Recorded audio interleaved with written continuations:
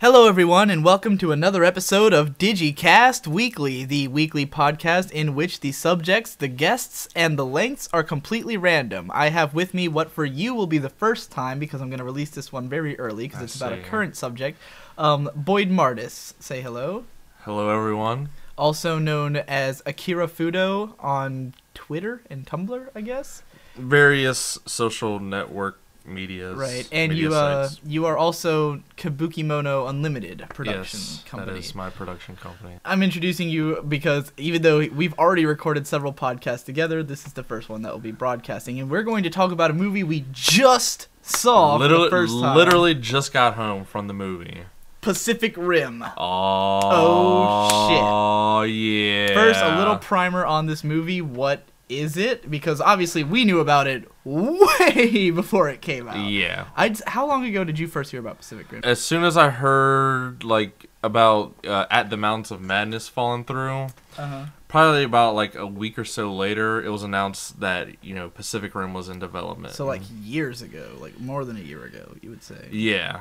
Definitely. Probably about two and a half years ago. So you've been hyped for this movie forever. Yeah, as soon as I heard what the premise is, I was like, oh my god. And what is the premise? It is a movie by Guillermo Del Toro. Who, has immediately, he's been one of my favorites, but, he is, As of Pacific Rim is, what, one of your favorite... has become one of my favorite movies of all time now. And just Del Toro as a director has become immediately top 3, top 2. Top 2 with whom? Takashi Miike. And so then it would be Takashi Miike, Guillermo Del Toro, and then who would be after him? Who? I mean, really, you're gonna put him above Tarantino? I mean, because I do believe that Inglourious is still your favorite movie. Yeah. Yes, I would have to see Pacific Rim a couple more times before I declare that it'd be my favorite movie of all time. But so you're ready to rate those kind of statements. You're really fucking excited about this movie. Yeah, I just completely But I do know you. I know you to jump to that kind of conclusion about favorites. I've seen you do it before. True. But I mean, right. I mean, you'd have to watch some others in a group to get watch a bunch of your favorites. Well, yeah, because I definitely see myself seeing Pacific Rim again. Multiple again. Times.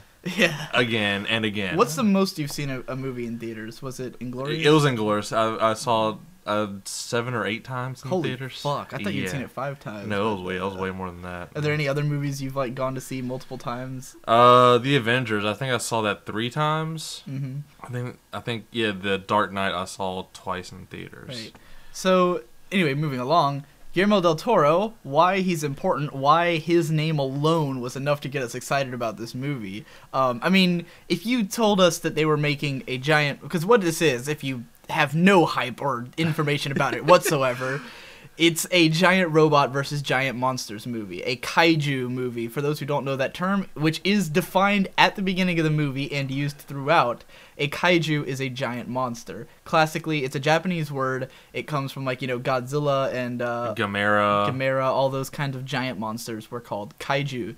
And this movie starts off by defining the word kaiju and the word Jaeger, which is the name of the robots, at the start of the movie, and then they call it kaiju throughout. Yeah. They never offer more explanation. It's just literally defined in text at the start so that you're primed on why this word is coming up. Yes. But it is a kaiju film with giant robots, known as Jaegers, and they are very much in the fashion of 60s or 70s giant robots. Definitely.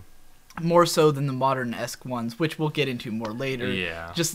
It's funny, I was giving a primer, but then I slipped in some information, only really old fags, old robot fans you care about.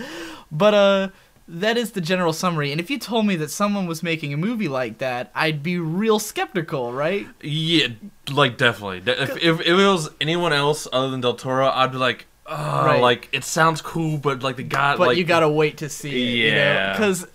Obviously, we live in a post-Transformers age. We've seen the Transformers movies. When those were announced, you couldn't help but be like, Transformers movie, sounds awesome. And then you go and see it, and you're like, that wasn't that good, and then they make more, and they just keep getting worse, and So it was almost like Giant Robots kind of left a bad taste in everyone's mouth. Right, Giant Robots, and you don't know how they're gonna handle, because what was the last American kaiju movie? Godzilla, which is awful. Yeah. Roland Emmerich, and I don't even hate Roland Emmerich. That movie is really bad. Yeah. Yeah. Which oddly, for some reason, I guess it's probably just because of the whole like Pacific Rim hype that I wanted to rewatch that movie. Right.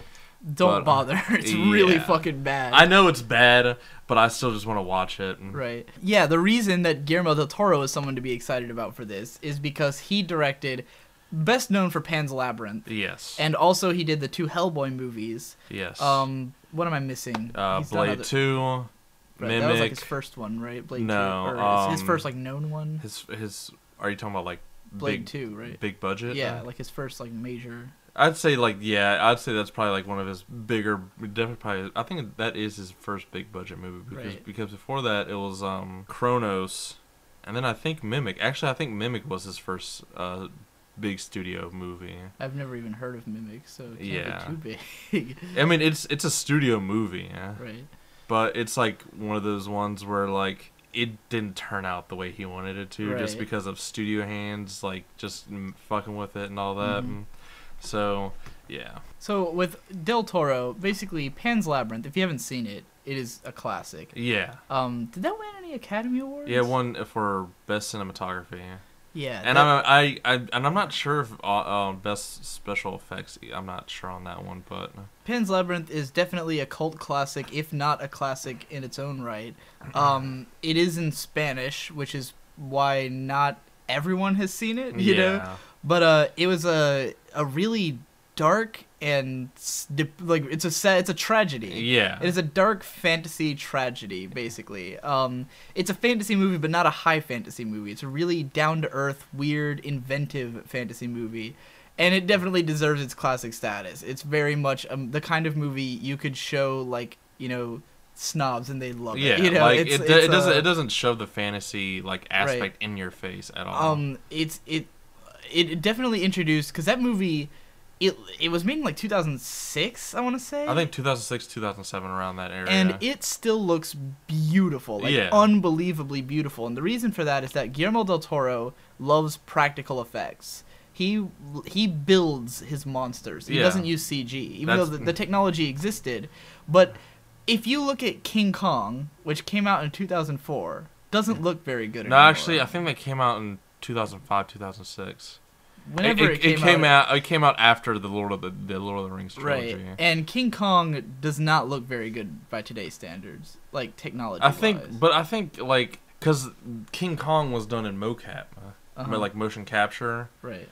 And that could be like a reason why it just didn't look that good. All I know is that the CG does not look like it doesn't look up to like when that movie came out, it was mind blowing. Yeah, everyone was like, "This is the best CG I've ever seen." But you look at it now and you're like, CG's come so far that now it doesn't look as good. It doesn't look like a modern movie. But Pan's Labyrinth looks unbelievable. Yeah, because it was all done without CG. It was done by making these elaborate costumes that look real. I think you can. The only thing you could say that is CG is the little fairy. They're not. Those were the little fairies that fly around. Well, no, I know they made like a practical model of it. Yeah, no, those were puppets.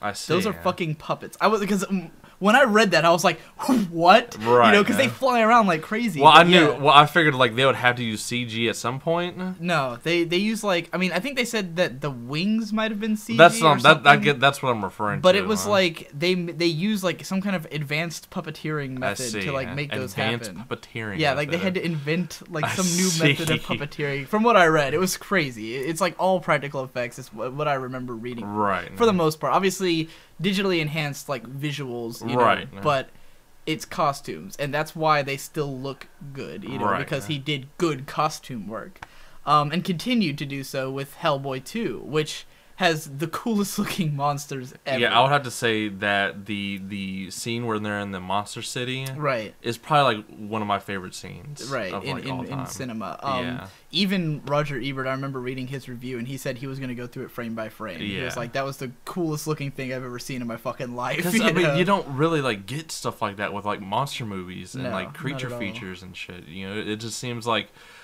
every, like, you know, these creature features, it's, like, almost, like, the same shit. Like, it's all, like, overdone, like, you know, monsters, just, like, too much going on with them. And with Del Toro monsters, it's, like, everything, he knows how to create a monster inside and out. His theory with monsters is that they have to make sense. He said, I don't want a monster that just looks like he said that he wants his monsters to look like they live, like they have like everything on their body makes sense, like they would have been a product of evolution, basically. You know, he would say he wants to know the actual way that his monsters' bodies function and shit. You know, like that's important to him, and really comes through in Hellboy 2, where the whole theme of the movie is monsters and how they live and operate.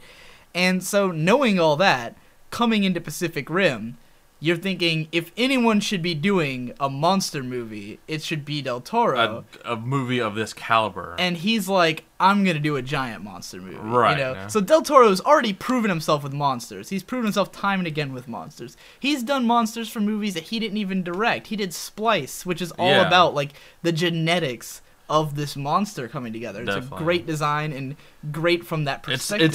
It's his, you know, it's a Frankenstein movie. You know, just, you know, fusing these different parts of different, like, it's, you know, of different animals and even, you know, humans, and creating just this amalgamation of a creature. And that movie definitely emphasizes the evolutionary and, like, biological traits of the monster. Definitely. And so going into Pacific Rim, knowing this guy is a pro with monsters, he literally described it as a love letter to kaiju. Yeah.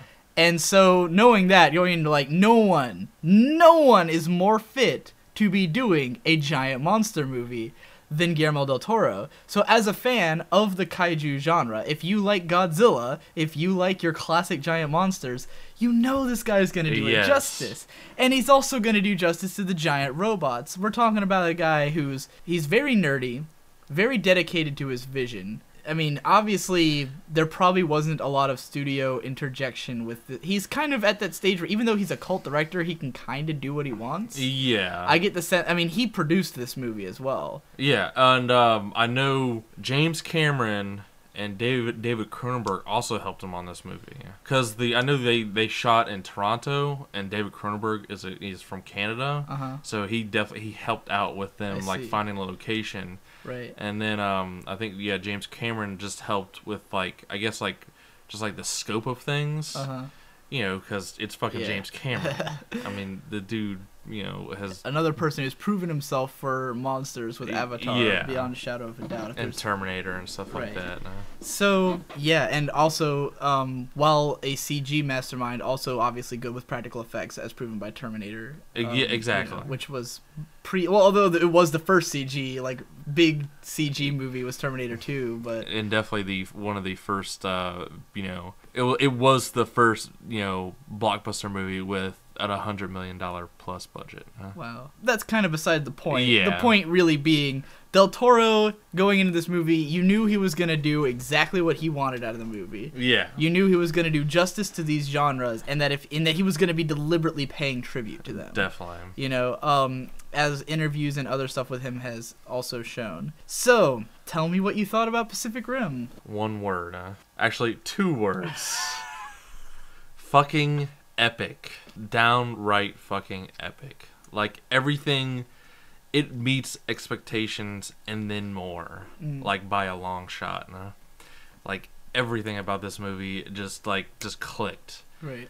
You know, the fucking battle scenes, you know, it definitely gets to the point quick and fast. But to clarify, because to you this movie is pretty much perfect. Yes. But this movie is perfect by unconventional definitions. Yes. We should clarify. Because obviously, I mean, I'm all for the idea that everyone's biased, everything's subjective, but there are definitely things in the public consciousness of what means like, perfect. Definitely. Like, I definitely think if, like, you know, just, like, a person who is not familiar with, like, the source material that it gets the influences that this movie has. Yeah. They're not going to understand it nearly as much as if they understand where this is coming from, the culture it's sort of a part of. And I feel like someone would just totally pick this movie apart left and right. If you come at this looking for Oscar bait, you're not gonna have a good time.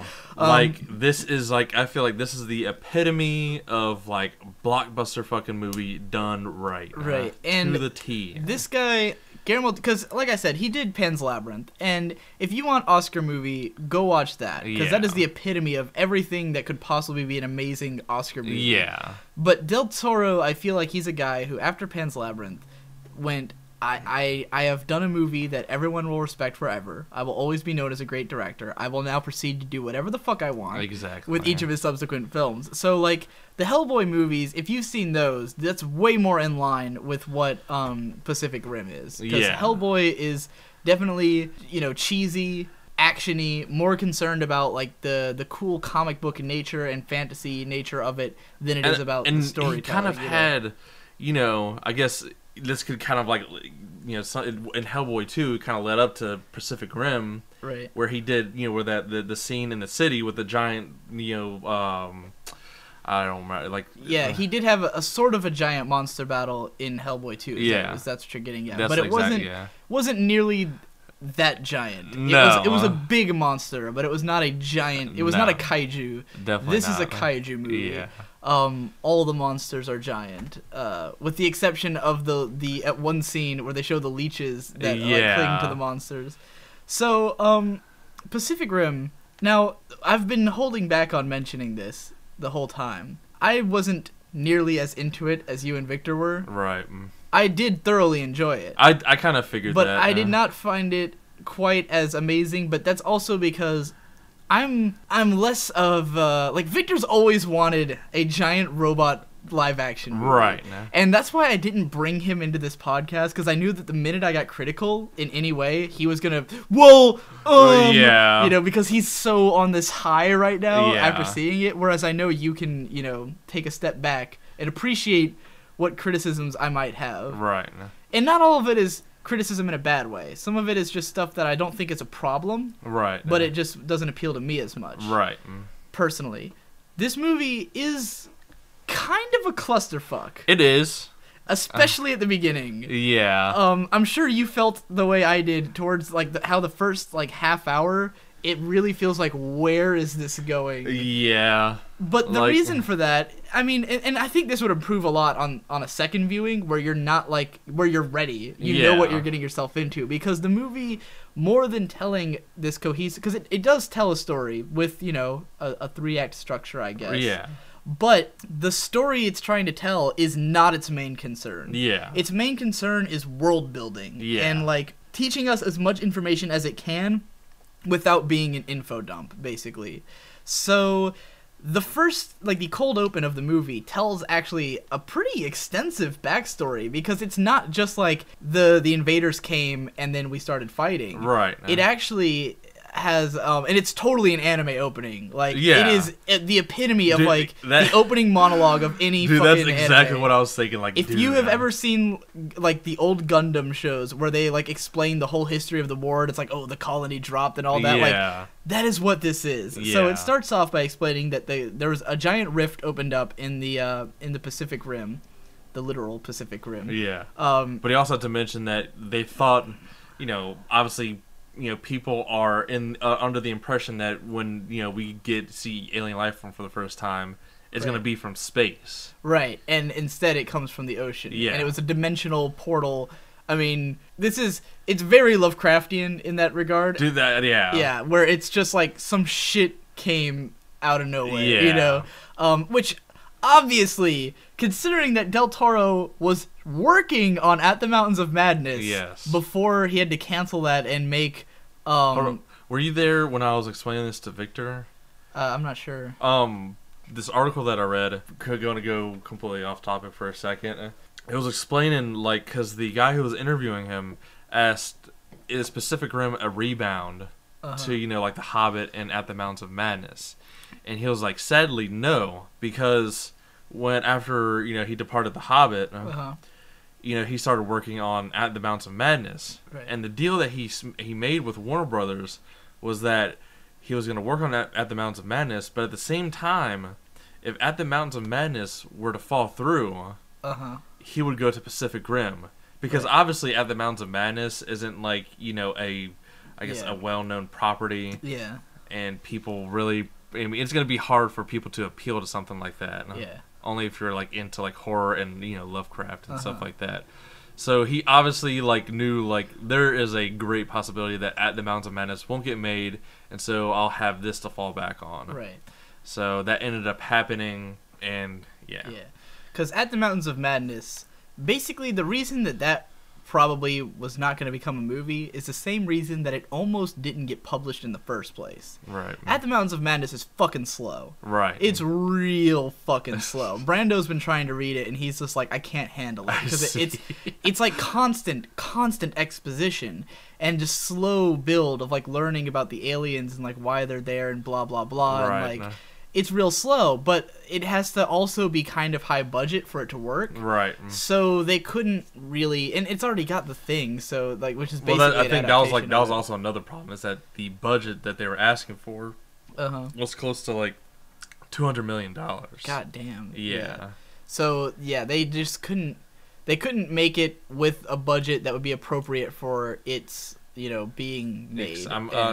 Just because I never read At the Mountains of Madness. Right. I know the story. Yeah. You've seen The Thing. It's the same. Exactly. Yeah. The Thing is practically an adaptation of. But I know, aren't the monsters like just like way like bigger and like grandiose and stuff like that? I guess. I mean, I haven't read it either. Oh, I see. It's like I said, it's real fucking slow. Right. I can't. I don't really read a lot of Lovecraft because it's hard. It's really slow and really dense with like descriptions of shit. Brando reads it because the words themselves are so ridiculous that he loves reading those words. Right. But moving along, he didn't get to do At the Mountains of Madness, but clearly he's a Lovecraft fan, wants to work within the Lovecraft mythos, and this is a very Lovecraftian baseline for a story. Yeah. That monsters would show up out of nowhere and just start wrecking shit, and we don't really comprehend why. Right. So they start spawning out of this thing what's it called? The rift. Right, in the trench, and they're just coming out like one after another over time, and they start like wrecking shit, like decimating cities. But the humans quickly figure out we can kill them with regular weaponry. Yeah, it took them what they said when the first one came, it took them 6 days, right, and like countless jets and tanks to kill it. So they eventually start building giant robots, which of course is cheesy as fuck. Like, how is this a better solution? Like, than we are just shit, the best solution that we have is to build a giant robot. But that is the number one thing that is the conceit of all giant robot shows is why giant robots? Because they're fucking cool. Exactly. That's always what it is. But I mean, what else are you gonna get to combat fucking huge ass monsters destroying your fucking city? Why is getting punched by a robot somehow better than getting hit by a missile? It really doesn't make a lot of sense, but it doesn't matter. That's the conceit you have to deal with if you're gonna make a giant robot. It's gonna be ridiculous regardless. It's better than they are living machines from a planet called Cybertron. It makes more sense than that. Like, definitely more logical, I think. Yeah. But, so, we build robots, and we start winning, and that's the interesting thing, is that at the start, they explained that the humans were winning for a while, and, like, really kicking the monsters' asses, like, on a consistent basis. And they started celebrating it and, like, commercializing the robots, and, because, like, only the best people could pilot Jaegers, and so they were like celebrities. Yeah, but they also had to have a mental connection. Right. You have to have 2 people to pilot one, and they have to have a mental connection with one another and be able to, and also a connection with the robot, obviously, through the fact that they're, fighting with it. Yeah, so it's so rare to basically find a Jaeger pilot that they all become celebrities, they all become commercialized and stuff. But then the kaiju start getting stronger and start kicking their asses. Yeah, it's also good to mention that the kaiju are categorized. Right, they're almost like a levels. hurricane or like a tornado. Yeah, that's obviously what it's based on. Yeah. They even make a hurricane metaphor in there. So yeah. They have a hurricane classification system for kaiju, and I think it was the first level 3 actually that wipes out the main character's brother, because the main character and his brother were pilots. In the cold open, the brother gets killed, which of course scars the main character, and he's like, I don't want to fight anymore, kind of thing. And that's when the title of battle turns, because the kaiju start kicking the Jaegers' asses again.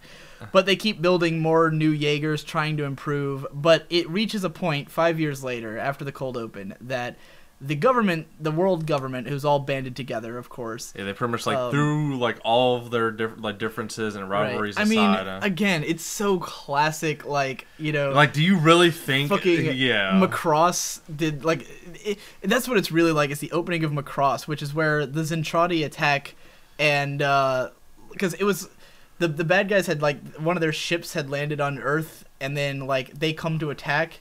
And it leads to a war where all of the nations bound together, and they or something like that. I don't remember it exactly, but there was a world government in Macross for a while. But I think it also seems logical within this world to happen, because there's fucking huge ass monsters destroying the fucking I mean, that's always the reasoning, is we band together against a common enemy. Yeah. And this is definitely one of those stories where we band together against a common enemy. So. Yeah, the common enemy in this case being the kaiju, which are called kaiju, may I reiterate, which I still love. Yes, they say the word kaiju constantly. Yes. Yeah, so they're fighting the kaiju. The Jaegers are starting to get better again, but the government's starting to lose hope in the kaiju or in the Jaeger operation, because they've been losing Jaegers left and right. They think they should build a giant wall. So, the main character, who is retired from giant robot piloting, is working on building this giant wall. And it's hilarious, because you're thinking that there's going to be this government tension where they want to fund the wall, but the others want to fund the robots. And then, of course, eventually the wall's going to break. But it happens, immediately. Yeah. That kind of threw me off, how quick all of that happened. Right. Because, as soon as, he gets, he goes back and joins them. Yeah. We hear, fucking a kaiju broke through the wall. Broke through the fucking wall. Because it literally, the government tells the black guy who runs, what's his name? Do you remember? Did they even say his name? Yeah, I think it's Marshall. Right. So Marshall is the leader of the Jaeger program, and the government's like, we'll let you move all the Jaegers to Hong Kong and set up a thing there and try your hardest, but we're gonna dedicate the rest of our funds to the wall. We're giving you 8 months or whatever to fight, and we're gonna dedicate the money to the wall. But the wall gets broken through, right after that scene. Yeah. Right after they recruit the main character to come back. And the thing about this movie is that, and this is the thing that kind of bothers me, but not really, because I get that it's an engine for action. That's what it's supposed to be. It's supposed to be an excuse to have giant robots fight giant monsters and have all this, exposition about them. But it's the main character comes back just because, Marshall tells him, he's like, would you rather die fighting or die working on the wall or die in battle? And he's like, well, shit, I guess I'd rather die in battle. But I mean, he doesn't, explicitly, he doesn't, say it, but you can, it's implied that, this dude is not gonna fucking, he's gonna die. He wants to fight, these fucking monsters. He doesn't want to fucking be, working on this big-ass wall. But there was, it was well, if that's the way he felt, why did he go to work on this? But he was like, I can't pilot a Jaeger again. And the guy's like, well, you're gonna. And he's like, well, all right. That's kind of the level that the character development happens on throughout the movie. Yeah. It's very much but I don't wanna, but you gotta. Okay. Yeah, that's pretty much what it is. Kind of how it works.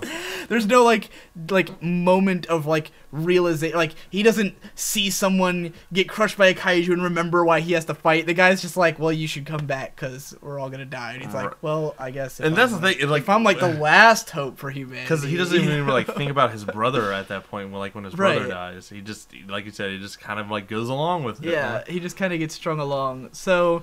And of course, when he goes to the base, he meets this Asian chick, and it's instant, yes, I like this Asian chick. She's fucking hot. But what's cool about the movie, and this is so anime, is that even though they obviously, love each other, it's never played as a relationship. No. It's always totally platonic. Yeah. They don't flirt. They don't, they don't kiss at any point. Though The scene when they're like when she's looking at him, right? Like she's in her room and he's in his room. Yeah, and she's like Dude, staring at him. That completely reminded me of, if you remember Indiana Jones and the Temple of Doom. I have not seen it. Well, there's a scene where they're like going to bed. And like they're both like they're like saying like, oh, we're gonna just gonna go to sleep because they're pissed off at each other. But they're obviously like they obviously want each other, and they're both like it goes back and forth between like their rooms of like, because Indiana Jones has like a sidekick, and he's just like, just complaining about her, and then in her room she doesn't have anyone, but she's just like talking to herself, saying like, just all these bad things. I mean, it's very classic, like that. But the funny thing is that both of them completely want each other the whole movie. Yeah. There's no point where they're like, I was waiting for when are they gonna like just kiss? Right. But I guess like I've kind of felt like it really was a platonic relationship. Yeah. But I felt like that would have been the easy route to go though. Yeah, I think exactly. in that relationship. It would have felt just because I mean the whole movie is very, it's very Hollywood action movie without being, where it's not by the. I don't want to say it's not by the numbers because obviously it's clearly trying to be a certain there thing. are just certain aspects that don't go by the typical, I guess, formula or whatever. I mean, let's say it's a formula movie, but not because a Hollywood exec wants it to be a formula movie, but because he wants it to be a formula. Del Toro does, Yeah. And the formula is not Hollywood blockbuster; it's monster movie, And even though like romance is not alien to those movies, it's very Japanese, very stoic. Japanese like relationships in movies are often like that, where it's just this very stoic. They love each other, but they don't kiss. They don't do anything. It's almost like they don't show. They're not like intimate or anything. Right, like that. exactly. They're close on they love each other, but it's not. Let's say it's not. Maybe like off screen. No, what's the word I'm looking for? The word for like it's not a physical attraction. It's more of a like there's hints that they might be physically attracted to each other, but it doesn't really feel like that's the reason. They're more like it's like true love. Exactly. Like they legitimately have a connection. I mean, well, that's what I'm saying. Like that, they. As soon as they fucking met, they knew that they had a mental connection with each other. That and so they he's trying to find a candidate to be his partner for the Jaeger fighting, and he's like fighting all these people. And it's interesting because and this is one of the coolest like trend bucking I thought, because in most movies like this he'd be going, none of these people are fit to be my partner. I can't have another partner after my brother. That kind of thing. He's not like that. She is. Right. She's the one who's like, none of these people are good enough to be his partner. Right. He was like, I don't care. He just thought he was going to be fucking going on basically a suicide mission to go fucking kill some monsters. He was like, I just got to do what I got to do. Let me have whoever. But because she's the one who's going, no, you can't, like, none of these people are good enough. And he's like, well, then you fucking step up. Right. And then he fights her, and he's like, okay, this bitch is, like, way better than all those guys. Yeah. Why can't I take her? And that's when he realizes, that that they obviously have a connection. And it's interesting, because what this movie does, and I'm the kind of person who's very open to accepting a story's conceits. Like, it's excuses, but like in a kind way of putting it, where excuses implies negative. Right. Conceit is like, the conceit of this movie is that when you connect with someone, it's a neural connection where you share all their memories. You're basically inside their head. And this one line of dialogue sells the whole thing for me. And it's when, towards the end, because there's this, basically the guy who's like the real, like the badass, like the ace pilot. Yeah. He's kind of a dick, but he pilots with his dad. Yeah. And, towards the end, he's gonna have to, like, the dad got injured in one of the fights, so the son has to go out with Marshall to, like, the final battle. And the two of them, like, walk up to each other, and the dad's like, I know when you're mind melding with someone, you feel like you never have anything to talk about because you understand each other so well. But, he's like, and the kid's like, I know, Dad, I've always known, and they, like, hug it out or whatever. But that totally sold me on why it didn't matter that the main characters have like no chemistry together. Exactly, because they already know each other. Right, exactly. Inside and out. So they don't need to like flirt and have all this, this stuff because there didn't need to be that much character development. Right. And I like that conceit. I'm okay with it. I know that for us as viewers, it means we're not going to care as much about the characters, but it sells.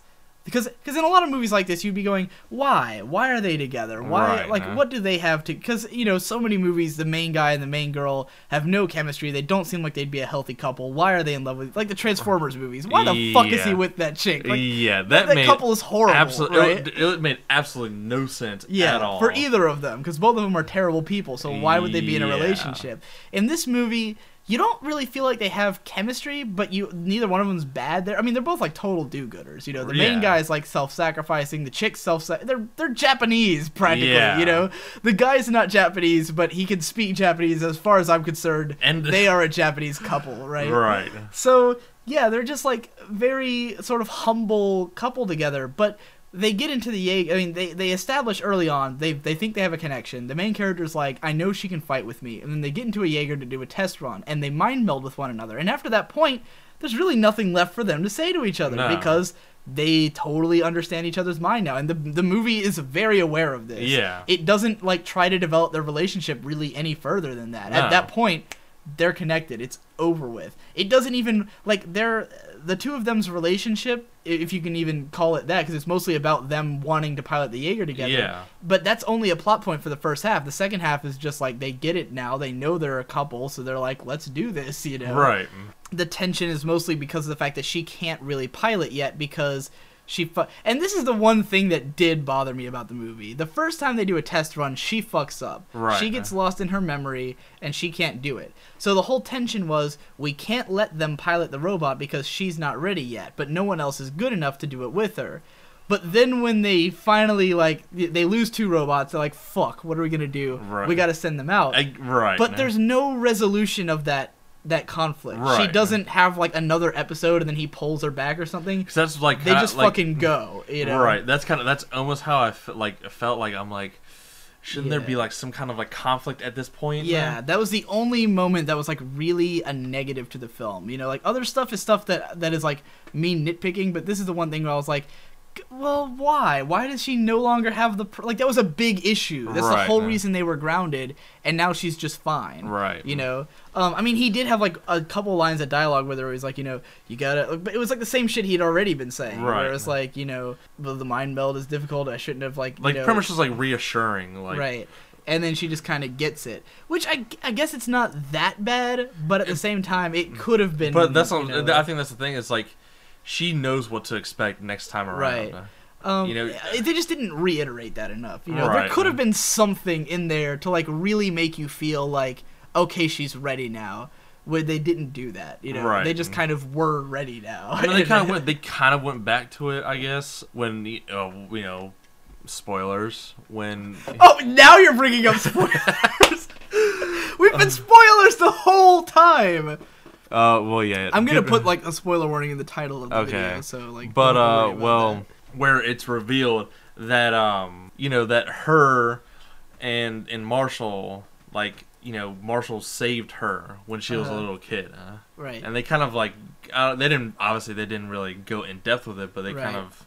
We're... I mean, they're explaining why he doesn't want to let her go. She, is worried about him. But, yeah, it still didn't really resolve the fact that she was not ready to pilot the robot, and then she was. I guess I kind of took it as, like, I guess, learn from your experiences, even though it did it, like, really fucking quick. Yeah. I mean, like I said, it's not inexcusable. It just would have been nice. Would have been nice to have something, just one minute scene of her like starting to blank out, and then she's like, "No, I got this." I figured it out now, and then you'd be like, "Oh, okay, they're ready to go." There was none of that. Right. On to the action. So this is the point, because the way I saw it, if this movie had amazing battles, it wouldn't matter what the rest of the movie was. Right. And it does have pretty fucking awesome battles. Yeah, like it's pretty much like after that point. With like her like trying to resolve these issues, it's pretty much just like action on action the entire way through. Because there is, let's say, okay, the first action scene is the giant robot versus the one in the water. This is like this is a deep sea battle where they're like the water's up to their chest. You know? Yeah. So he's like low mobility, giant robot versus giant monster. The monster is very like Godzilla-esque at the beginning. You know? I think it was the shark head one. And it's just like a brawl, you know. It's like he's punching the monster. He's trying to protect like a ship, but that didn't really play a major role in the fight. And I thought it was cool, but the problem, and this is the biggest problem I have, was that I feel like anime kind of does it better. Just because when it comes to the big hits, the movie doesn't sell them as well as I want it to. I just don't think that, you know, just a live action movie can put emphasis on it like an anime can. Yeah, it's just. Because I mean, I've always felt that, you know, like a giant robot movie will never be as cool in live action as it will be in anime, but I kind of favor the faster robots. Right. So that's probably part of why. You know, I think this movie is going for but at the same time, a show that does it extremely well with slow robots is Big O. Right. Because in Big O, when a robot punches a monster, you feel it like I think that's what he was kind of going for, just like these mechanical fucking, you know, these big clunky mechanical, you know, robots. I mean, that when it hits something, you fucking just feel that. But I felt like it wasn't. I didn't feel it enough. You know, that was the biggest letdown for me in the combat was just that there were some hits that were like fuck yeah, but there were a lot of it was like, you know, they'd punch the monster, it just kind of looked like punching a monster, you know, it looked like a. I don't know. I guess that kind of worked for me more than you, because like I just wanted to see him punch a monster, and it's like, you know, like a whole like, you know, falls back and then reels in, like that kind of like really hard hitting, and there was some of that, but like that first fight, it just kind of felt like he was just like, you know, punching the monster around and shit, and there was also a lot of rain in like all the fights, which kind of like that first fight was the most obscured, and I think it was probably trying to be so that it would leave some mystery for later on. Right. It's like the later fights would be more. Well, I think you know, just why that fight scene in particular wasn't like, you know, epic like the other ones. It's just because I think like I just think that they were not expecting that kaiju to be that strong and that much of a fight. I mean, they weren't taking it seriously. It definitely is a cool moment when the tide turns in the battle. Like they think they've killed it easily, and then it comes back and it just fucking rips that shit to I was shreds. like, oh my god. Yeah, the coolest moments are actually when the kaiju attack. Right. Like when the robots attack, like I said, they don't sell the hits quite enough, and it's not as much on the part of the robot, but it's on the part of the kaiju where they just kind of get hit and they're just like, you know. Right. It kind of looks like guys in costumes punching each other, you know? Like, it's very, like, Power Rangers in that regard, which is not all bad, but I guess, in a way, I wish it was cheesier. Like, I wish there was sparks flying off and stuff like that, you know, like the real cheesy effects, and this movie does try to ground itself in Hollywood realism to an extent. Right. It doesn't want people going, okay, you know. Well, it's not I'm sure like the studio's like, you can make it cheesy, right? You just can't make it a B movie. Yeah, it can't be. And so, I guess part of me wanted it to be a B movie or an anime where it would like really like he'd punch a monster and it'd be like this like big, crazy, ridiculous moment, and you know. Because the movie comes so close to being that, but isn't, and I just kind of wished it was, but I totally understand why it's not, you know, and I can still appreciate what we do get, you know, and it is, like I said, it's totally awesome when the monsters attack, because they just, like, rip shit to shreds, tear it up, you know, they're, like, very visceral creatures, and I like that. Yeah, that first fight scene wasn't as cool, but it wasn't really meant to be, but, and then there's sort of an action scene between, like, the fighting scenes, obviously, when he's testing the candidates. He fights the Asian girl. Did we name, what was her name again? Mako Mori. Yeah, he fights Mako Mori, and she was insanely hot in that scene. That's most of what I got out of it. I was like I can't wait for Marcus to watch that movie. He's gonna fucking cream a load of that. He loves soft-spoken Asian chicks who can fight. That's like his thing. So when he sees this movie, he's gonna be like, because I've seen her. She was in another movie called The Brothers Bloom. It's kind of like a caper movie where she doesn't speak at all. I see. She has no speaking part at all, even though she's like pretty much like a main character. She pretty much like her and Mark Ruffalo. the guy who played the Hulk in the Avengers, right? He's in the movie. They pretty much have just like this unspoken chemistry and stuff like that. Mm-hmm. Which he'll like say something to her and she'll like get it, and then like back and forth and stuff. I wonder like if that's that. how she got that role. That's supposed to have an unspoken chemistry with the main character, right? Because maybe. they basically do. I mean, they don't have a on-screen chemistry, right? But in the context of the story, that's the way that. And I mean, it's obvious that she doesn't speak English too well, right? So yeah, they speak Japanese at a few parts in the movie with subtitles. I felt like that was kind of like a ballsy move on Del Toro's part to bring in. I mean, even they though didn't do it a lot. It wasn't like fucking Tarantino having like whole fucking Japanese segments. I mean, I know, but still, to bring in like to put an Asian actor, right, who doesn't speak English that well as like a main character in an American movie, Yeah. So there's Japanese lines, obviously for the sake of weebness, right? I mean, there's other languages too, which is very much a giant robot thing to do, because in spite of the fact that it's Japanese, most giant robot shows involve like the whole world, right? Like the robots are called Jaegers. It's a German word, and having German giant robots is a very Japanese thing to do. They usually have American and German shit shit in their movies, right? One thing even in like certain Godzilla movies, there are like American actors in Godzilla movies. I'll get into a little bit because we're going to talk about the influences in like its own section, I guess. We're still kind of going through the movie bit by bit right now. So one of the coolest things that we haven't brought up yet is like early on, because the movie is very cheesy, and it doesn't let you on at first to how cheesy it's going to be. But when you first start to get an inkling for it, it's when they introduce the scientists. Oh, yes. And these guys are, like, way over the top scientist characters. They're classic. I definitely felt like as like in an anime setting. Yeah. And they're kind of like those the goofy scientists. They're the side. I mean, very Go Nagai. Yeah. Is how I would describe them. Like comedic relief. Yeah, because Go Nagai's scientists are always like these crazy, hilarious, but at the same time like genius and insane and badass, but also funny kind of characters, and that's what they're kind of going for.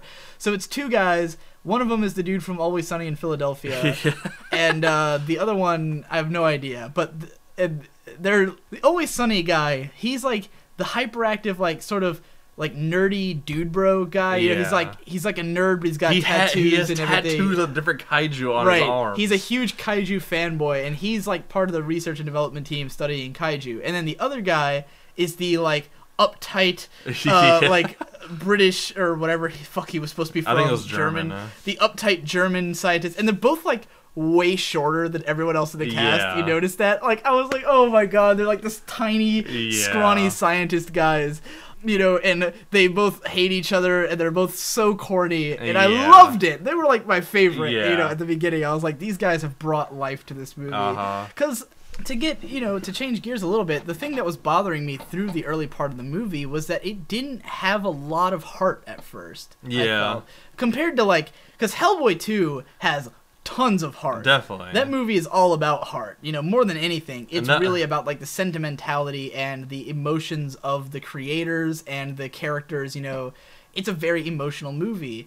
And the early segment of Pacific Rim feels like it's more concerned with just like the act of being a giant monster movie, and not as much about being like this heartfelt, emotional sort of tale. But those guys start to give it some heart when you get the scientist, and you really start to feel like, all right, now he's like really paying homage to these old movies, that he's involving the cheesy scientists. Because the setup with like a lot of Godzilla movies is that it was kind of boring in the beginning. Which this Yeah, you can't deny we're holding Pacific Rim to a high standard because it is expected to be a high budget thing, and it sort of. It is the beast it worships, if I want to put it in Death Grip's terms. It definitely is like a Godzilla movie, It's...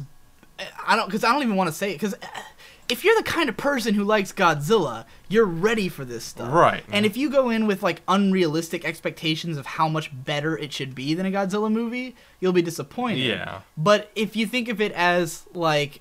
like if you watch it like it's just another Godzilla movie, it's a really badass Godzilla movie, yeah. you know. But it definitely has that element of being sort of a slow burn and sort of cheesy, you know. Even though it obviously knows it's cheesy, it's kind of like Godzilla where it is cheesy, undeniably. Like Godzilla movies, as much as you love them, you go into them going, "Wow, this is like really fucking cheesy." I like how they call it the area where they held all the robots, the Shatterdome. Did they? Yeah. The Shatterdome. Yeah.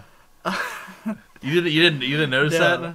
I don't know what it's a reference to. I don't know. I just thought it was kind of hilarious. It's like, what was the name of the robo? Something Gypsy? Oh, Gypsy Danger. Yeah, Gypsy Danger. Holy fuck! What a name for a robot. And then the Chinese one was Crimson Typhoon, and Gypsy Danger. Yeah. Oh my god! Like ultimate B movie name. Yeah, totally. But yeah, like the giant robots definitely pay homage to older stuff.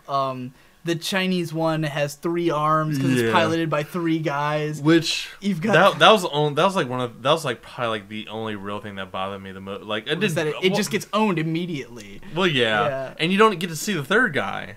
Like I thought it'd been cool if they had like showed like all 3 of them like fucking piloting this because they had three guys. Right. They were all 3 piloting it. Yeah, but it didn't show it. They didn't really show much of that robot. Yeah. It kind of, when they get into the big battle, because they kind of build up that there's going to be this big battle because of the fact that the ace pilot and his dad are going to carry this nuclear bomb to the rift, and their expectation is that they're going to like get the rift as it opens and they're going to blow it up because they're going to throw a nuclear bomb into it, and because it's a nuclear rift it should explode. I don't know why they didn't figure this out earlier, but well, no, I think they said they tried to do it before, but it never worked. Yeah, but this time for some reason they thought it would. Well, no, because they realized that the only way to do that is for a kaiju to enter in. But they didn't figure that part out till the end.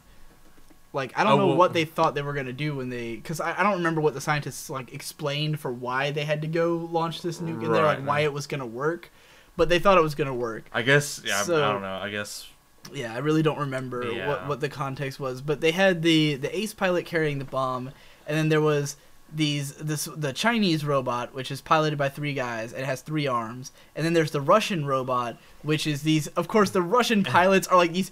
It's like a guy and his wife, I guess, and they're these fucking huge hulking people. And it looked like one of the like the like a Chernobyl like stack house or something. Right. It was definitely. And it was supposed to be just Russian, like fucking really like brutish and stuff. It was extremely G Gundam in that regard, where it was like each one is like representative of where it's from, and the pilots are like sort of cheesy caricatures. They didn't do like a lot with them. Like in fact, the Chinese guys never even get to talk. No. The Russians get like 2 lines, and the Chinese robot, because they go out and they get attacked by 2 kaiju, and the Chinese robot just gets annihilated like immediately. He barely even gets to fight, and the Russian one puts up a bit of a fight and then gets destroyed. that one gets fucked up more than the fucking the Chinese one. Wrecked. And that was like the coolest kaiju scene. Was they were just tearing these fucking robots to shreds. Yeah. It was brutal. Yeah.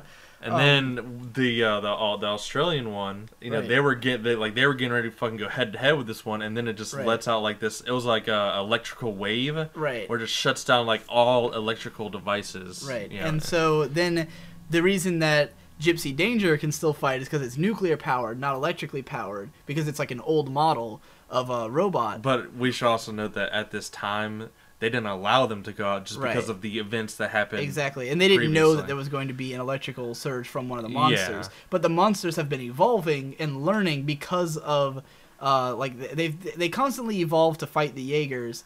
And it did, and I was wondering, I was like, how does that make sense if they keep dying? How are they evolving? But then, of course, it turns out that they're all clones, and they're part of a hive mind, which the scientist guy finds out by mind melding with a giant robot using the same technology that they used to mind meld with the Jaeger. I meant with the kaiju. Right. He mind melds with the kaiju by using like part of its brain, and he figures out that they are all a hive mind, and they're being cloned and sent here from another dimension to annihilate the Earth.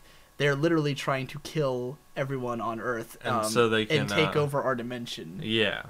So it's also revealed that we were terraforming the planet for them. Apparently, the first time the giant monsters showed up, they annihilated the dinosaurs. Yeah. So these monsters have been here before. They killed the dinosaurs, but when they showed up, the planet was not fit for them to come and take over.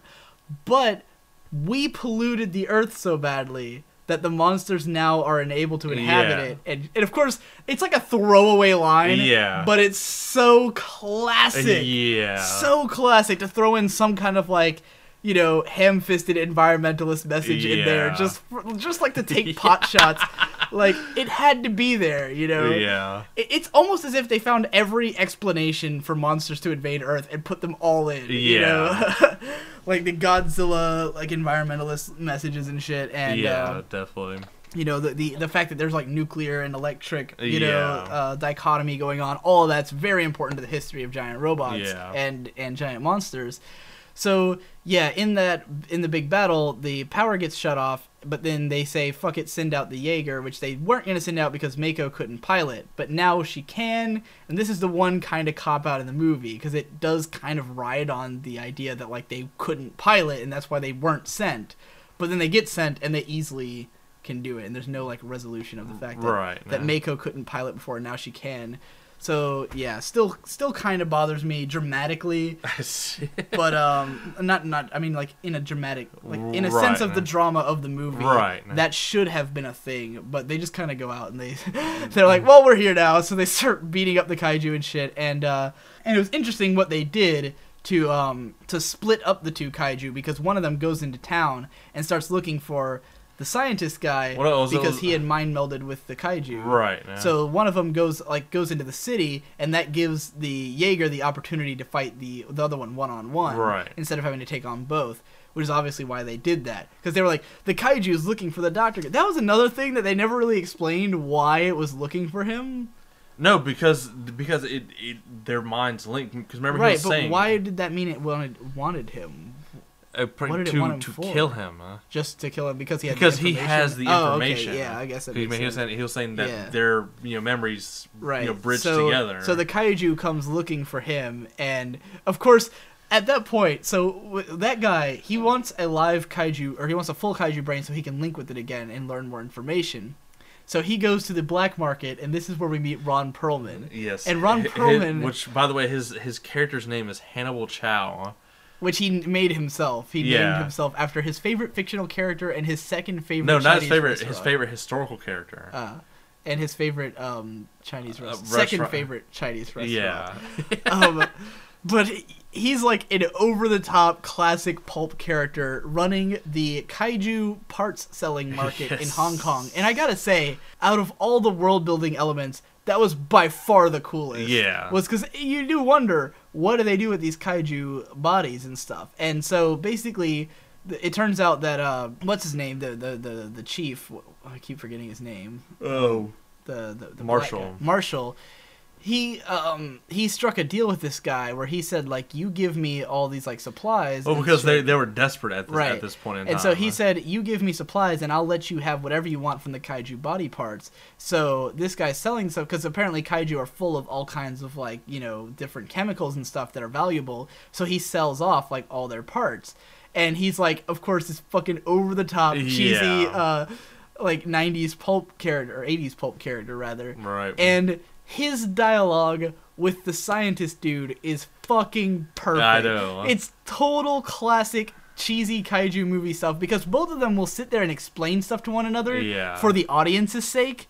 And like he says, we both know that the kaiju have two brains, just like dinosaurs, because they're so big that they need two to control their body. And the guy's like, I know that, but but the brains aren't worth anything, as you know. We don't keep those. Just like hitting you over the head with it. Right. It was obviously on purpose. Yeah. Obviously on purpose that they did that during those. And it's just when those two talk. Yeah. Like, they brought him in to be that guy. Yeah. You know? But yeah, it is interesting that it develops this sort of cult. Because, like, it's literally a town that's built over the skeleton of a kaiju. Yeah. Which was fucking awesome. Yeah, I thought that was really cool. That was one of those classic Del Toro moments where you go, why couldn't there have been a whole movie there? Right. Just like the Hellboy 2 scene where you're like, I want, like, an extensive backstory. Dude, that's exactly what I thought. City. Like in certain parts, I was like, dude, this is exactly like the monster city in Hellboy 2. I was like, oh. Why can't we get a whole movie there? Right. You know, but that just explores this whole entire fucking just right, this city. subculture. Like I want a Blade Runner set there. Yeah, you know? seriously. But yeah, so we get this guy, and he wants to try to find a kaiju, and of course the fucking his character, what's his name again? Hannibal Chow. Right, Hannibal Chow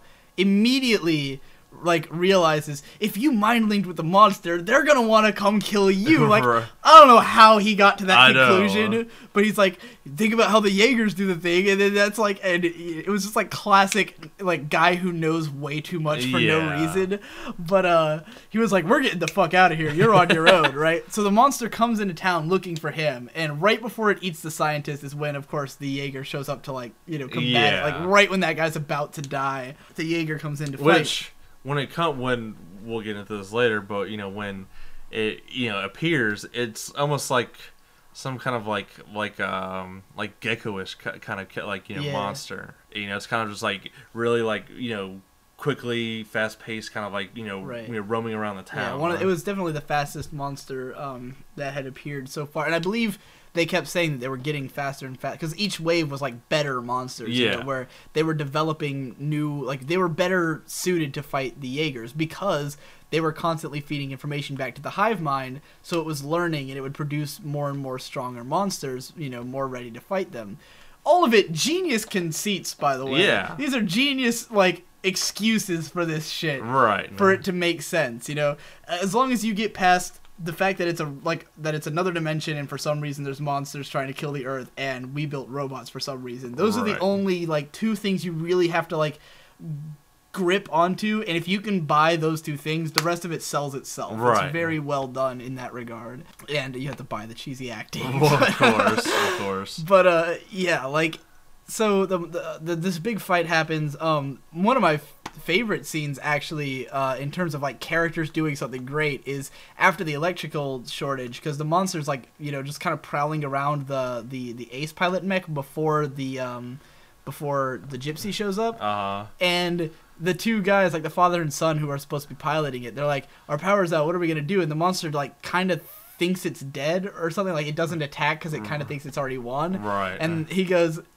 the son's like, we got to get out of here. The dad goes, we're not going anywhere. We're gonna grab those flare guns and do something really stupid. Right. So they grab the flare guns, get out on top of the mech, and shoot the monster in the eyes with the flare guns. That was fucking awesome. That was. And they don't even get killed there. So I know. I was like, great. oh my god, they are about to fucking die. And then Gypsy Danger shows up and fights them. The monster. This whole fight was like in shallow water, so you could see a lot more of the mechs, And this fight leads Gypsy Danger onto shore, where he's fighting it with. This is by far the coolest fight scene. Yeah. This is where shit picks up. The monster throws him into town.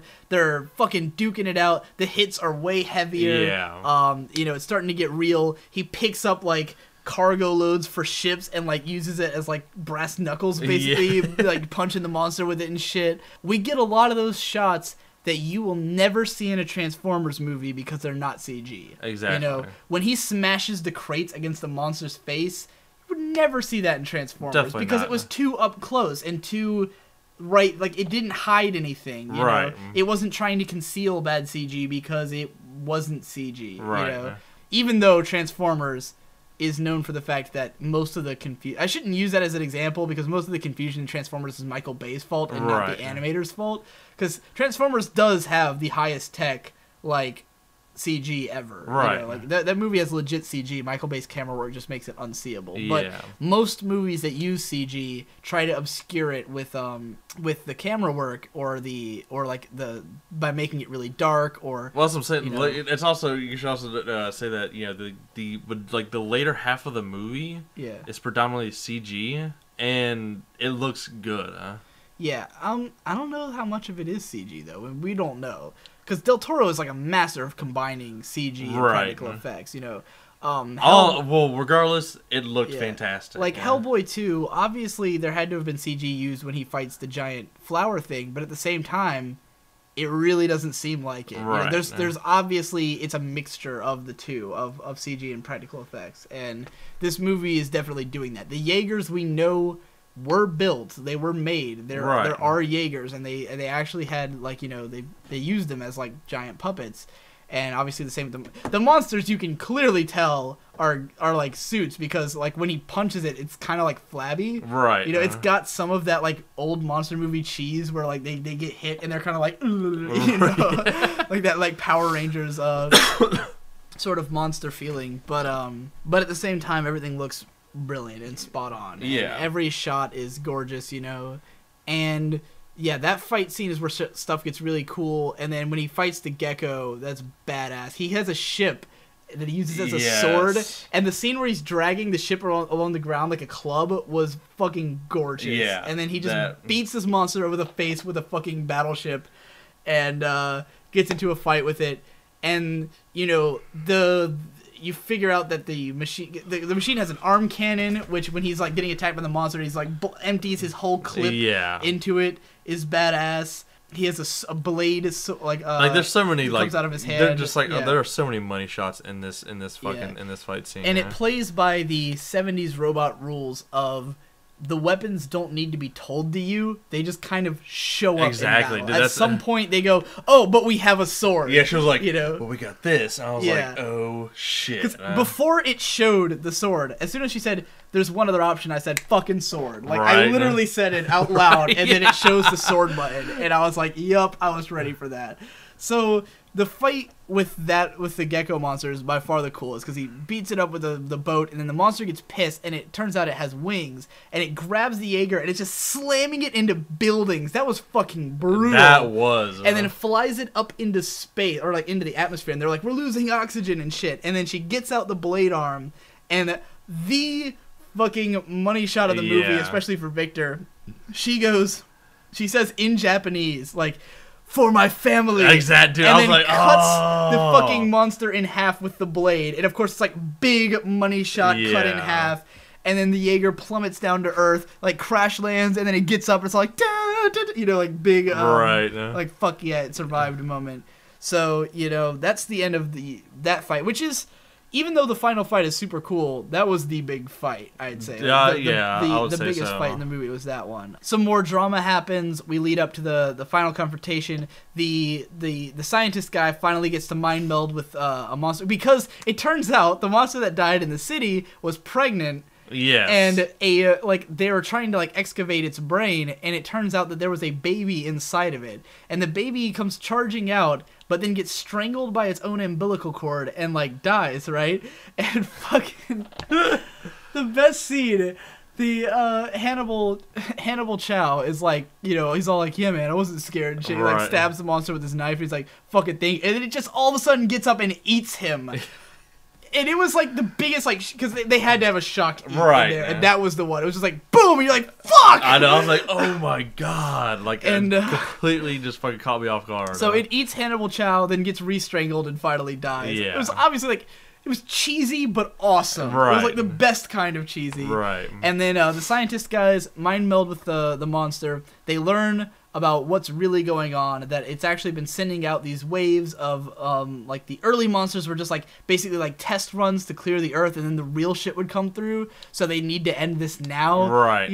And they find out that the only way to go through this rift is with the monster's DNA, right? So they're gonna have to carry a kaiju into the rift, because I guess how they pretty much explain it is like the monsters are like a barcode. Mm-hmm.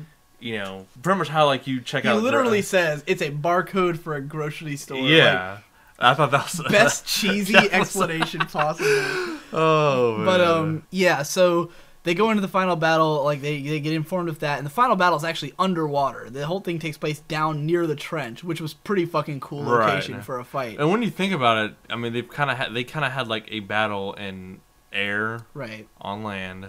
And now in the final battle scene in the water. Right. And it's cool. You never get like fully underwater giant definitely scenes, not. So that was really cool. And the monsters, of course, are higher mobility because they're down there, and they're like the fastest monsters yet. So they're like totally giving them the runaround. And there's 3 of them this time. But it was a fucking was a pretty cool battle, and we get what was my favorite money shot in the movie, because one of the monsters comes like basically the Jaeger throws off one monster and it's got its sword out, and then the other one's like swimming right towards it, and it does the classic duck down, sword up, cut the monster in half lengthwise. And it should be mentioned, there were more than one moment in this movie where it did the anime triple shot. Right. Where it showed the same shot from 3 different angles. Right. And that is classic anime. Like, almost every anime does that. Right. Every Giant Robot anime has the triple shot. It's I know absolute. It's definitely prevalent in, like, Mazinger. Right. Like especially, like, 70s anime constantly did it.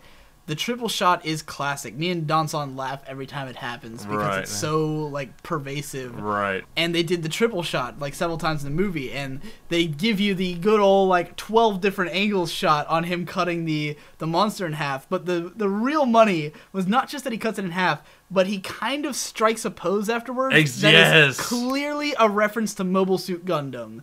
Because in the original Mobile Suit Gundam, the most iconic shot, and this is copied in, like, every Gundam series. Are you talking about the one where where he cuts because in the first battle in the original Mobile Suit Gundam, Amuro when he first pulls out the blade sword, he pulls it out, the enemy's jumping at him, and he cuts it in half and takes this pose, and the robot explodes in the background behind him, and that became, like, the poster shot. Right. You know, like, when you think Gundam, you think Gundam posing with lightsaber with explosion in background, you know? And like I said, it's replicated all the time. First episode of Zeta Gundam has the same shot, you know? So, yeah, and anytime something's parodying Gundam, they use that shot. So it was obvious that it was a reference to this classic Gundam shot happening there, and I was like, you know, like, big fucking fist pump moment for me as a Gundam fan and anime fan in general, you know, to see that on the theater. And then we get another cool moment after they beat the robot, or the kaiju. They take one, they jump in, and we actually get to see what the inside of the rift looks like, and what the enemy, what the monster's dimension looks like. Yeah. And that's cool, because I knew it was going to happen, but I knew only this movie would do that. Right. You know, would actually show the origins of the monsters, which was pretty cool. And this is the point where I should mention that what they do is, because the nuclear bomb that they were going to use, that was strapped onto the Australian Jaeger, the guy who was like the ace pilot, because he had to go out with the captain, because his dad got injured in the last fight. He couldn't go, so he used to pilot with his dad, but he pilots with the black guy instead. Right. And so they go out, they have the bomb, but they were going to lose. Like, there was no way they were going to beat the 3 kaiju. So they have to detonate the bomb there. Which I thought was cool how they did that, especially, like, when it exploded. Like, all the water just, like, got, like, blown away. And then it all comes back. Yeah. I thought that was really cool. It was an epic shot. And so they have to detonate the bomb to take out the monsters, because Gypsy Danger was too damaged to, like, save them when the monster was coming at them. So, but the thing is, Gypsy Danger is nuclear, as explained earlier, while the other ones are not. And I think that he mentioned Giant Robo as an influence, and this was hugely important to Giant Robo, because in the story of Giant Robo, or especially the OVA, because the 1990s Giant Robo OVA, I don't know if you haven't seen it, have you? No, I haven't. Oh my god. Unfortunately, I have not seen it. Your homework. Immediately watch Giant Robo. I think I gave the DVDs to Victor, and that's why they're not over there. But you need to see that badly, because it's an all-time classic, right? Because the original Giant Robo, it's one of the oldest Giant Robot series, and it was a nuclear-powered giant robot. But in the 90s OVA, which is done by Yasuhiro Imagawa, who's the same guy who did G Gundam and Shin Mazinger, right? Which, of course, you've seen those and you know they're fucking amazing, right? So yeah, Giant Robo is actually his masterpiece, like, considered to be his masterpiece. It was a 6-episode OVA that took him 10 years to make, because each episode would go, like, way over budget, and the show wasn't selling super well, so it was basically like a passion project that was costing too much and taking too long, and it doesn't even have a real like, none of his shows have a real ending. Like, you remember the end of Shin Mazinger. Right. It totally, like, leaves it open for a sequel. And Giant Robo does the same thing, but in the context of the story, it's just this insanely epic, tragic, beautiful story. But the plot was that Giant Robo was a nuclear robot, and then they discovered a new kind of energy that like changes the whole world, right? Right. So this is like in one of those like utopian futures where they have this new form of energy that's taking over, but then like the villains are trying to manipulate it and do the wrong thing with it. And the whole conflict is that Giant Robo shouldn't exist anymore because he's dangerous. He's made of a nuclear reactor. Right. But because the bad guy can get control over this other kind of energy, Giant Robo is like the only, thing that can actually fight. Also, Giant Robo has emotions and can cry, so it's fucking weird. Right.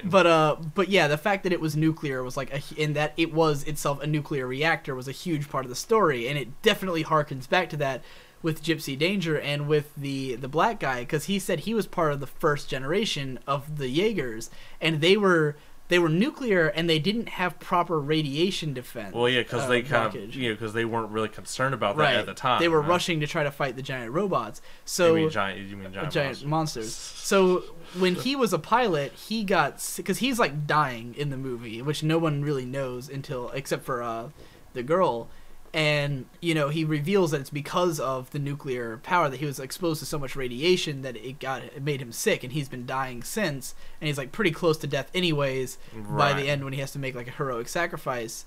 So yeah, like the theme of radiation and nuclear power is definitely somewhat present, and I feel like that was like a giant shout out to Giant Robo. Right. Especially in that they have to blow up the Jaeger to actually, close the portal and everything in the end. So yeah, and then they save the day, and that's the end of the movie. Yeah. So anything else we need to add? The music. Obvious cult, like when the kaiju are sort of winning, there's a theme that plays. It's kind of like the kaiju theme, I guess you could call it. And it is clearly a throwback to the Godzilla theme. Yeah. Like very bombastic. Yeah. Dun dun dun, like that kind of sound, Dun dun dun dun dun. Dun dun dun dun dun. Yeah, that sort of thing. Yeah. And anything else you want to add? Any notes you have about the movie? Things that we did not touch on quite? Maybe to do with influences or your experience with kaiju? Because maybe explain just why this movie means so much to you personally. Well, first of all, I am a huge Godzilla fan. I would definitely list it up there with probably like in my like top 5, top 4 favorite things of all time. Just favorite things in general. Yeah. What would be your top 5? I need to know. Top 5. Venture Brothers. I guess I can't really put it in any particular order, but Venture Bros, Gaki no Tsukai, Godzilla. What is Gaki no Tsukai? Is that show with the 5 comedians and they like... Yeah, they do like Batsu games. Yeah. Yeah. Godzilla and... You said Go Nagai first, right? And Go Nagai. Or no, you said Venture Brothers, Go Nagai, Godzilla... No, I said Gaki no Tsukai. Right, Gaki no Tsukai, and Godzilla would be in there. Right. And then RuPaul's Drag Race. I guess you could put that in there. I wanted right. Yeah, I wanted to make fun of your obsession with RuPaul's Drag Race, which we might do a podcast about logo. It'll be all you talking, right? But because I'm interested in hearing what you have to say about all these logo shows. Yeah, well, we can save that for the next podcast. Right. But for now, yeah, Godzilla is one of your favorite things of all time. Yes. I haven't seen much of Gamera, though. Definitely after seeing Pacific Rim, because that was a thing. Because like what I was gonna do. I was gonna watch, just like classic like giant monster, movies. Obviously like Godzilla and stuff like that, just in anticipation for Pacific Rim. But then I was thinking like I don't think that's a good idea. Right. Because I think it would kind of burn me out. Right. It's better to see the movie and then get inspired to go do that. Exactly. And then go see it again. Exactly. Be even more hype the next time. So, like when you start, because those monsters do look more like Gamera than Godzilla monsters, I'd say. Well, I definitely remember reading that the basis for like each individual like kaiju was definitely like animal. Like it's definitely based off of like an animal. Like the first like the shark head is what they call like one of them. Well, yeah, but like the first one that Gypsy Danger fights in the first major battle, it definitely looks like a gorilla. And then just by the way it moves and like how it like how it like walks and stuff like that. And the other one, the one that ends up flying, is definitely, I felt like it was like a gecko, because it does like have like an elastic tongue. Yeah, that it uses to try to get the scientist guy. So they're definitely, I definitely think the monsters are definitely like more like, I definitely think they're like realistic. Yeah. And just because they are based off of like actual animals, and but obviously the last one looks like fucking Satan. Yeah, that one looked like a fucking like a chimera of some sort.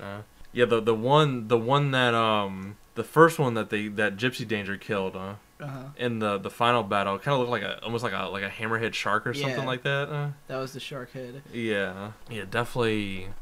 I will definitely be watching, giant robot and giant monster movies after this. And for Victor, and definitely tokusatsu shit. Because we saw this with Boyd, Victor, and our friend Brando, and Victor was as hype as you were because he's a giant robot fanboy. He owns a huge collection. It was almost like he was hyped because of giant robots, and I was hyped for it because I mean, Victor loves monsters too. Don't get me wrong. Well, I'm saying you love robots too. Well, I mean, yeah. But he likes giant robots more. I like giant monsters. Like if they make models out of like the giant robots in this movie, I'm sure he's gonna buy them. Right. There's definitely a hobby that I've been trying to pick up is like doing like model building and stuff like that. They're just expensive as fuck. Yeah, and that's ironically enough. I think it's in one of the podcasts, the one with the two guys who did BioShock. Right.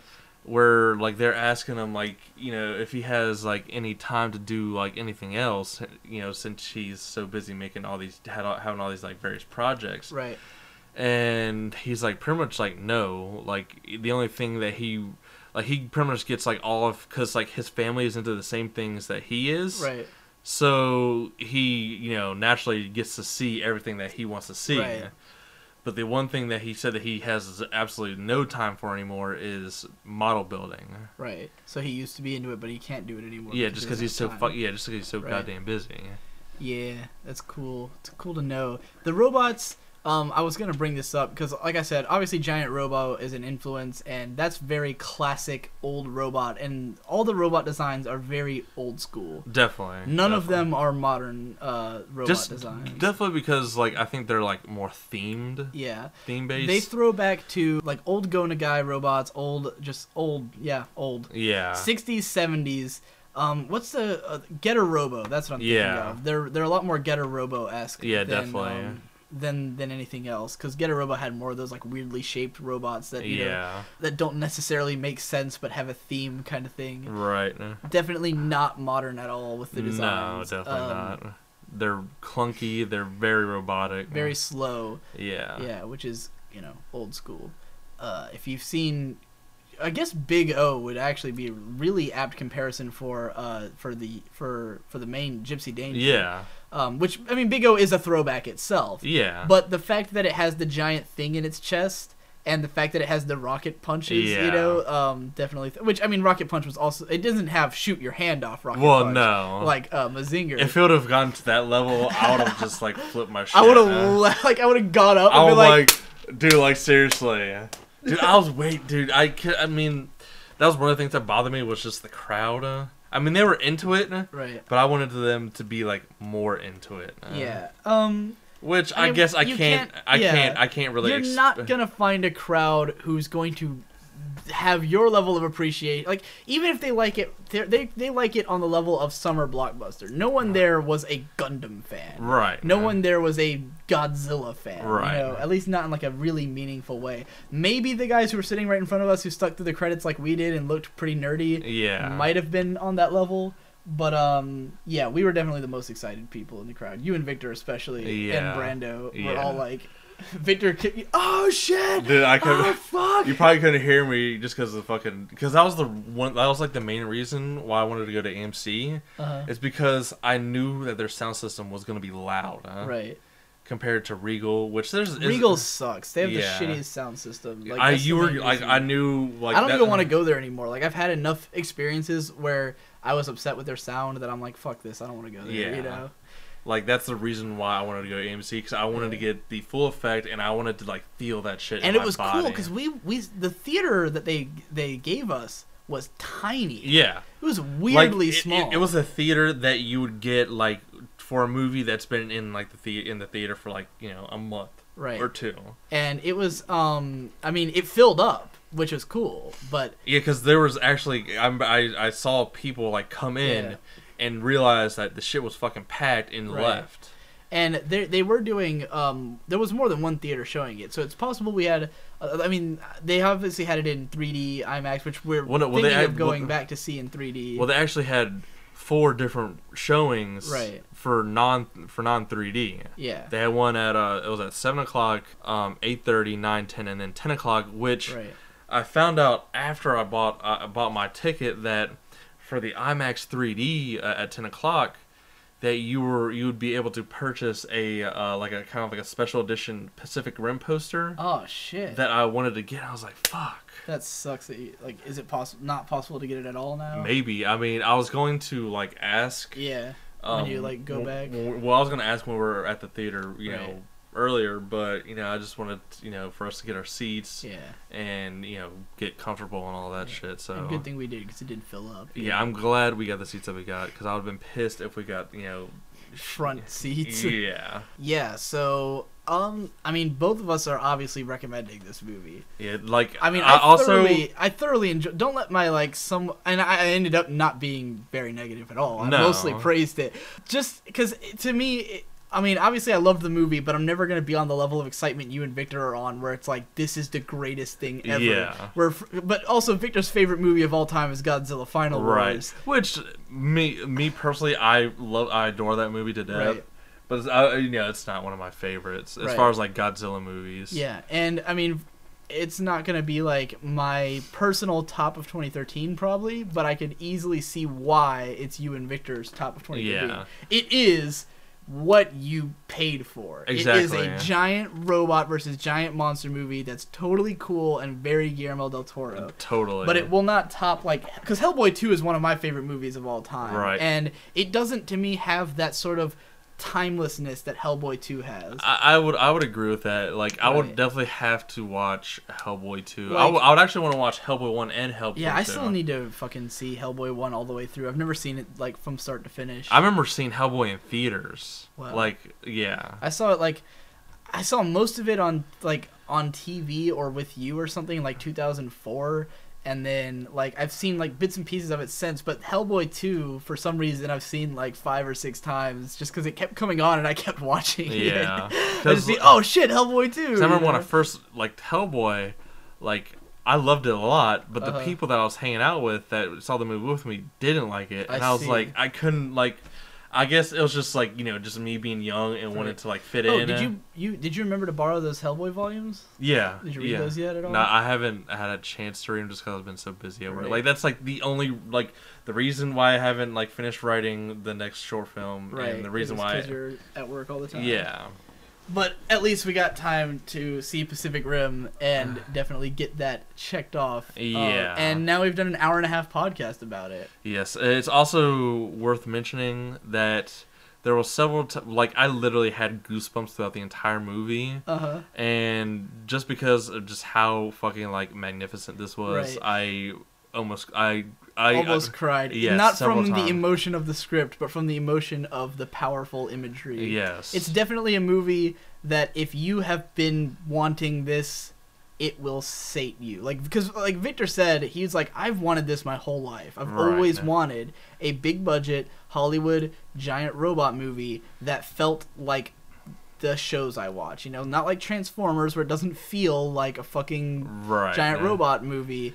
It feels like some dumb Hollywood whatever. And this was a giant robot, a giant monster. And hopefully this kind of opens the door for, you know, more shit like this. If it does well. Yeah, if it... Which we're hoping. Which, people, go out and see this fucking movie because it needs to beat Grown Ups 2. Right. If it doesn't beat Grown Ups 2, we're all going to be really pissed. Yeah. Because that movie is slated to do really well, and it looks... horribly awful. Which I have no idea how they even got a sequel. But people apparently love Grown Ups. Because it's fucking Adam Sandler, man. I don't get it. I really like don't. I don't understand. But like, we're not gonna end this in a place of negativity Yeah. over Grown Ups 2. We're gonna end it in a place of positivity over Pacific Rim. Go see it in theaters.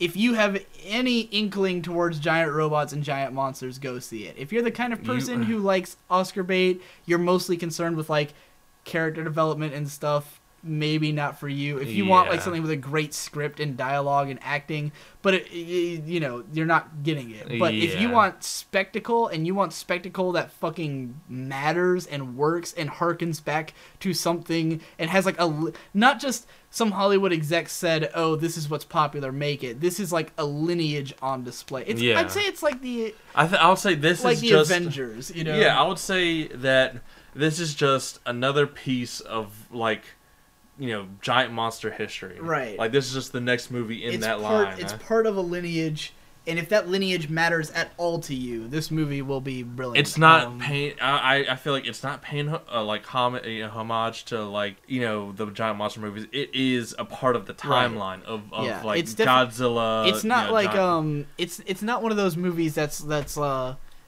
hearkening to. I mean, it's like you said, it's part of the. It is the beast it worships. Like I said, it's not a fanboy movie. It's not a meta film. Yeah, it's not. That's a good way of putting it. Even though it obviously harkens back to all these old movies. Yeah, it takes like, you know, tropes from like those movies. But and stuff rather like that. than being referential, it just embodies it. Yeah, you know, it is that. It is a giant. It's a classic giant monster kaiju movie. It's not calling back to it, and I guess it's the opposite of like the Lone Ranger. Yeah. Whereas that movie. Because this is one of the biggest criticisms Movie Bob had over that movie, was he said that it harkens back to the old show, but in a way that's making fun of it. Like, oh, that's old. Well, yeah. We're so much smarter and cooler. I mean, that's the thing. It's like it was trying to reinvent the Lone Ranger. Right. As like the next like Pirates of the Caribbean franchise. Right, but while making fun of what was the Lone Ranger. I mean, I'm just going to go ahead and spoil you for the Lone Ranger, because I highly doubt anyone's going to go see it. Right. Like, because at the end, I guess, like, I've never seen the Lone Ranger. Right. I have no idea, like, you know, just like the backstory and stuff like that. But I guess I knew that his saying was like, "Hi-ho, sailor." Right. Silver or whatever. Right. And like he says that at the end of the movie, and then Tonto, Johnny Depp's character, is like, "Please do not ever do that again." Right, because it's making fun of it, like it's calling back to it, but in a way that's like subtly ashamed. Yeah, and that's a common Hollywood thing where they're trying to say like that, like they're doing whenever they do something nerdy, they try to like shame the nerdy aspect. Yeah, of it. This movie fully embraces the nerdiness. It owns up to its scientist characters who are like cheesy as fuck. It doesn't make fun of them for being cheesy. It's never like, "Oh, you nerds." Like, no, they are the scientists. This is how they're supposed to be. The cool thing is about all this is that next year we will be getting Godzilla. Right. A Godzilla remake that's actually going to be legit. And the cool thing is that they're not using because the thing with the guy who's directing it, he doesn't use a lot of green screen. Right. What he does is that he just implements the CG within the fucking like the scene. Right. So from what I've read, there's gonna be very little CG in Godzilla. Right. Or very little green screen, I should say. Right. And then all the CG is just gonna be added in within the movie. Definitely a movie to look forward to, because it's for a while this guy he's like an up and coming Del Toro. He's a monster movie guy. Yeah. So this guy is gonna know what he's talking about. You know, like he's definitely one of those guys who he knows. He obviously he doesn't have. He's not. He I guess he kind of has the same background as Del Toro, where they're good in effects, but they're the exact opposite. Del Toro's good in practical effects, while this guy is better in computer animated effects. I see. Because he did all of the computer animation for his movie Monsters, which I do recommend to people go see, and I mean again which for a while when both the Godzilla movie and Pacific Rim were like announced. Yeah. It was rumored at the beginning that they were one and the same. Right. Like, Pacific Rim was like, or Godzilla, or Pacific Rim was masking as like Godzilla or whatever. Right, but this is not true. Yeah. And now we know that there will be a Godzilla movie, and maybe it will usher in or at least, if not usher in a new age of giant robot or giant monster shows, at least it will get some fandom for those. Yeah, maybe and get people to look back and continue on and stuff like that. Introduce a new generation to the magic of giant monsters. You know, we have all these other movies that kind of they introduce these kind of movies to a whole new generation, and I feel like that's what they're doing with giant robots and giant monsters and stuff like that. If we manage to get giant robots that aren't Transformers to become a genre, that would be very nice. That would be awesome. Very nice to see more. If we could get something with some more modern design, because I like the more modern designs. Oh, yeah. Which, now, after seeing Pacific Rim, I'm curious to see the Asylum production Atlantic Rim. What is that? It's like a spoof. You know the guys who make like Sharktopus and Two-Headed Shark and stuff see. like those guys made a spoof of Pacific Rim. Called Atlantic Rim. Yeah. Oh, God. Yeah. Which I'm curious to see. But just to see how fucking shitty it is. Yeah, so overall, Pacific Rim. Da-da-da-da. Perfect. Just pure perfection. Yeah, whatever flaws it has, while worth mentioning, are not like any kind of deal breakers. If you're in for this kind of, I mean, like I said, it's gonna be a polarizing movie. It's either gonna be for you or not for you. But if it's for you, you're gonna love it. You're not gonna have any complaints with it. Yeah. So, that about does it for Pacific Rim cast. Say goodbye. Later, guys. Goodbye. Oh, and you'll be hearing Boyd again a lot because we already did a few podcasts, but this one will come out first because it's current. Topic, I figure I should release it while it's like early into its theater run so people will go see it, like help to hype it up. So yeah, that's all. Later, guys.